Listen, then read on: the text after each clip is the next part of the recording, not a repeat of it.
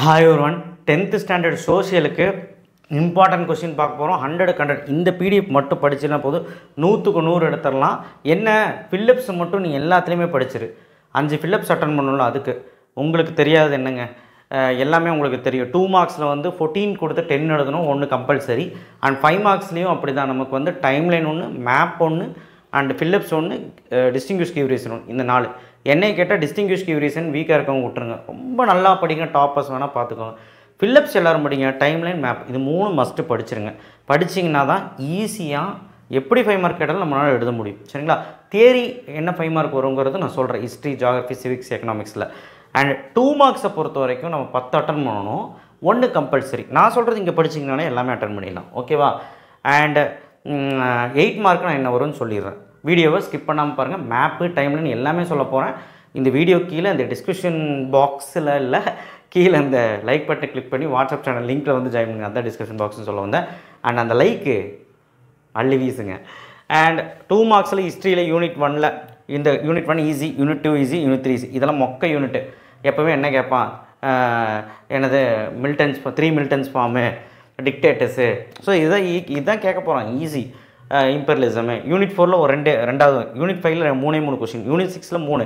எல்லாமே ரொம்ப ஈஸியான கொஷின். ரொம்பலாம் நான் கொடுக்கவே இல்லை. பெரியார், ஃபெமினிஸ்ட்டு அந்த மாதிரி தான் கொடுத்துருக்கேன். இங்கே மட்டும் ஒரு மாற்றம். 10வது யூனிட் இங்கே கொடுத்துருக்கேன், 9வது யூனிட் இங்கே கொடுத்துருக்கேன். ஓகேவா? ஸோ இதெல்லாம் தான் இன்றைக்கி 2 மார்க்ஸ்.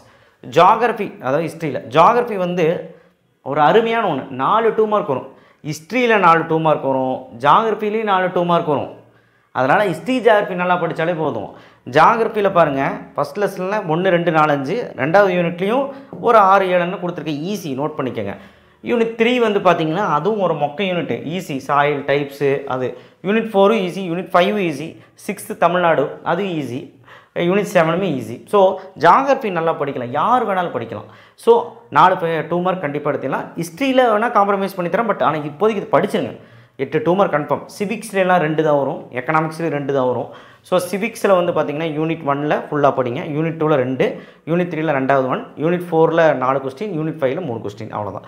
எக்கனாமிக்ஸில் வந்து யூனிட் 1ல் 3 கொஸ்டின் தான் கொடுத்துருக்கேன், யூனிட் 2ல் 3 கொஸ்டின் தான் கொடுத்துருக்கேன், யூனிட் 3லேயும் 3, யூனிட் 4ல் வந்து கொஞ்சம் அதிகமாக கொடுத்துருப்பேன், பட் ஈஸி தான். யூனிட் 5ல் ஒரு 4 கொஸ்டின். ஓகே, அவ்வளோதான். 2 மார்க்ஸ் ஓவர். ஸோ அடுத்தது 2 மார்க்ஸ் எல்லாம் ஈஸி தான், நீங்கள் நினைக்கிற மாதிரிலாம் கஷ்டமாலாம் இருக்காது. 5 மார்க்குங்க, இதுதான் 50 மார்க். நீங்கள் எப்படி எடுக்க போவீங்க? 50 மார்க்கு. சரியா? ஸோ நான் சொன்ன மாதிரி ஃபில்லப்ஸு, டைம்லைன், மேப்பு நல்லா படிச்சிரு. டைம்லைன் என்னெல்லாம் பார்க்கணுன்னு நான் சொல்கிறேன். சரியா? மேப்பும் சொல்கிறேன். மேப் 5 மார்க் உள்ள ஹிஸ்ட்ரி மேப்பாக தான். இப்போ 5 மார்க் சொல்கிறேன். World war, first world war 8 mark. 8 மார்க்லையும் கேட்பாங்க, 5 மார்க்லையும் கேட்பாங்க.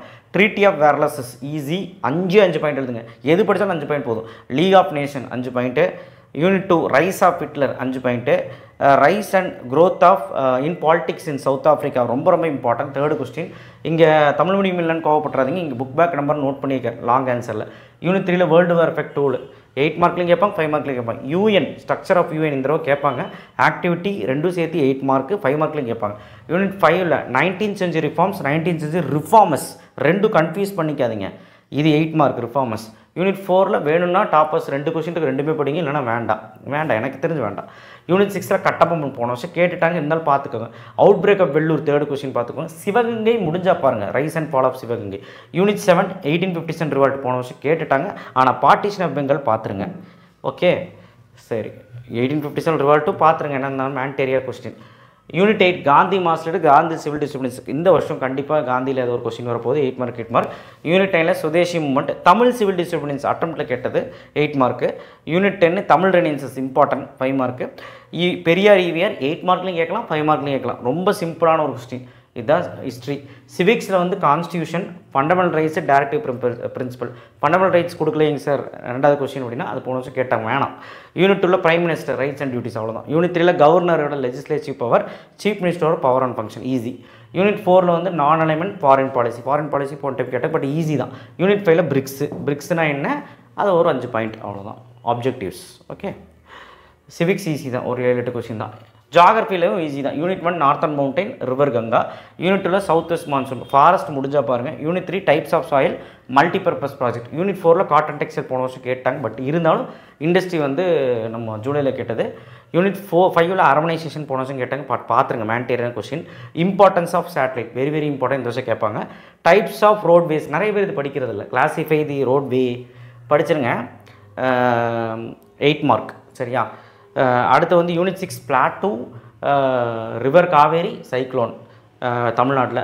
யூனிட் 7ல் plantation farming transport different modes of transport. எக்கனாமிக்ஸில் வந்து ஃபஸ்ட் லெசனில் growth and development difference economic policies 4th question 3rd and 4th. அடுத்து யூனிட் 2ல் MNC globalisation easy.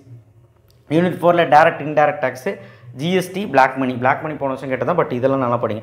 Unit 5 important characteristics of industrial cluster easy. Unit 3ல் green revolution 5 point, public distribution system 5 point, எக்கனாமிக்ஸும் முடிஞ்சு. அடுத்த distribution give reason. Distinguish give reason நான் இப்போ சொல்கிறேன், ரொம்ப முடியலன்னா படிக்க வேண்டாம், எதுக்கு இவ்வளோ படிச்சுக்கிட்டு. பட் ஆனால் டிஸ்டிங்யூஷ் கிவ் ரீசன் யூனிட் 1 2 3 4ன்னு சொல்லிட்டு கிவ் ரீசன்ஸ் ரோமன் நம்பரோட புக் பேக் நீங்கள் எடுத்து மார்க், எல்லாமே புக் பேக் நம்பர் தான் இங்கே நோட் பண்ணியிருக்கேன். புக் பேக் நம்பர் தான் நீங்கள் பார்த்து மார்க் பண்ணணும். புக் பேக் நம்பர் பார்த்து 7 லெசன்லையும் மார்க் பண்ணிக்கணும். மேப்புக்கு என்ன பண்ணணும் அப்படின்னா 5 மார்க் மேப்பு. வேர்ல்டு மேப்னு எடுத்துக்கிட்டிங்கன்னா ஹிஸ்ட்ரியில் 1 to 12 அந்த ஃபஸ்ட் யூனிட்டில் புக் பேக்கில் இருக்கிறது மட்டும் பார்த்தா போதும். யூனிட் 3ல் book back axis power country, allied power country அப்படின்ட்டு இல்லாமல் இந்த 5 ரொம்ப முக்கியம். Hiroshima, Nagasaki, Hawaii island, Moscow, San Francisco.